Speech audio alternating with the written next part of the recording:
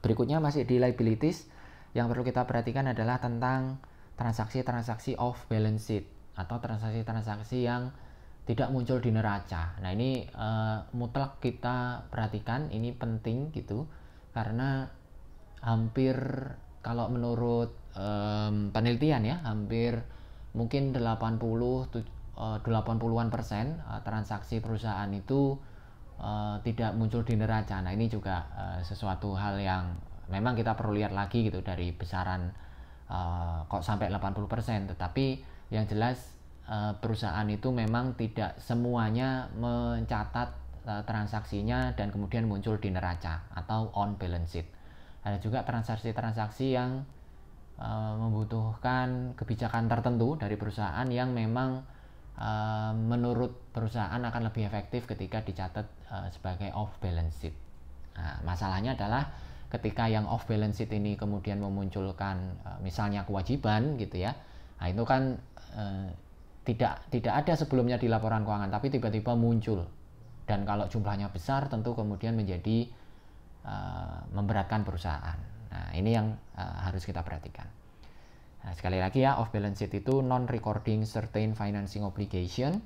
Jadi mencatat kewajiban-kewajiban yang tidak muncul di neraca, tidak muncul di liabilities. Nah, ini bisa muncul atau bisa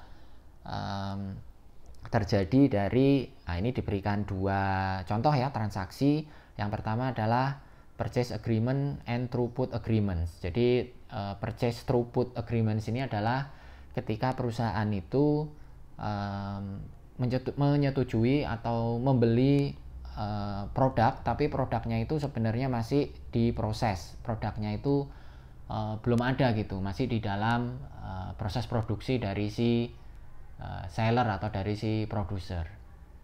Jadi contohnya seperti yang sekarang ya, kan banyak perusahaan atau relate dengan tema kita di industri farmasi, kan sudah banyak perusahaan farmasi yang membeli vaksin untuk pandemi. Nah, vaksinnya sendiri kan masih dalam proses sebenarnya. Nah, itulah contoh throughput agreements. Nah, ya, yang seperti ini biasanya kan belum muncul di neraca, tetapi sudah sudah ada komitmen gitu antara si buyer dan si seller. Tentu ini kan menimbulkan kewajiban kontingen gitu ya. Nah, itu yang perlu diperhatikan ketika kita melakukan analisis laporan keuangan. Terus contoh transaksi yang kedua ada juga take or pay arrangement. Take or pay arrangement ini adalah kontrak jual beli di mana si seller itu menjual barang tetapi kuantitasnya itu sudah disepakati gitu. Jadi minimal kuantitas barang yang harus dibeli oleh si buyer itu sudah disepakati. Gitu. Jadi misalnya berapa ribu barang itu harus diserap atau harus dibeli oleh si buyer. Contohnya apa? Contohnya misalnya kita sekarang melihat transaksi PLN. Tadi kita sudah bahas PLN ya. Di PLN ini membeli listrik dari, selain dia memproduksi sendiri, membeli listrik dari pengembang listrik swasta, kan gitu ya. Nah, ini biasanya kontraknya itu adalah take or pay ini. Jadi listrik yang dijual oleh pengembang listrik swasta itu biasanya sudah disepakati, misalnya nih 70% dari kapasitas produksi listrik. Misalnya memproduksi 100 megawatt, berarti sekitar 70 megawatt ini harus dibeli oleh PLN. Kalau lebih bagaimana? Boleh. 80, 90 boleh. Tapi kalau kurang dari 70 misalnya 60, maka yang harus dibayar oleh PLN tetap 70 megawattnya. Nah, itu yang disebut dengan take or pay. Diambil 70 megawattnya atau tetap bayar sebesar 70 megawatt. Gitu ya. Jadi di sini pengertiannya atau definisinya adalah si company menjamin untuk membayar sejumlah kuantitas yang sudah disepakati sebelumnya. Nah, ya, tidak melihat apakah atau tidak mempertimbangkan apakah barang itu tadi dibutuhkan atau tidak. Gitu. Jadi ini misalnya pasokan listrik ke pelanggannya PLN turun gitu kan harusnya nggak beli 70 megawatt lagi kan, turun kan, misalnya disesuaikan 50 atau 40 megawatt gitu. Tetapi kalau kontraknya take or pay itu tidak bisa, ya harus tetap 70. Nah ini yang kemudian ada kewajiban kontingen di sana untuk tetap membeli sebesar sejumlah kuantitas yang disepakati sebelumnya. Nah ini bagaimana menganalisis off balance sheet.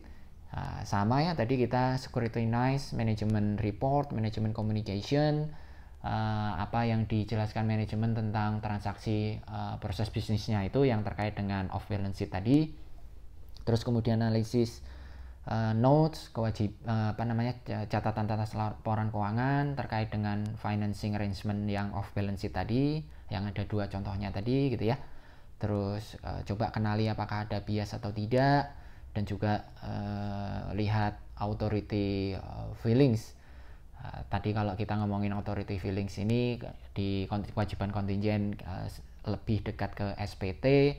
Kalau di authority feelings kaitannya dengan off balance sheet ini misalnya kita bisa melihat di prospektus, misalnya perusahaan mau menerbitkan obligasi kan mereka harus izin ke OJK gitu ya. Nah OJK itu kan ada laporan atau ada persetujuan gitu ya, persetujuan tentang penerbitan obligasi. Nah itu biasanya kalau menyentuh atau terkait dengan bisnis proses utamanya, di sana kita bisa membaca informasi-informasi yang terkait dengan itu tadi, transaksi yang off balance sheet. Nah demikian overview kita tentang model atau jenis kewajiban yang biasanya kita perlu perhatikan ketika kita melakukan analisis di dalam aktivitas pendanaan yang muncul sekali lagi di bagian liabilitas di neraca. Kita teruskan untuk bagian ekuitas di video selanjutnya.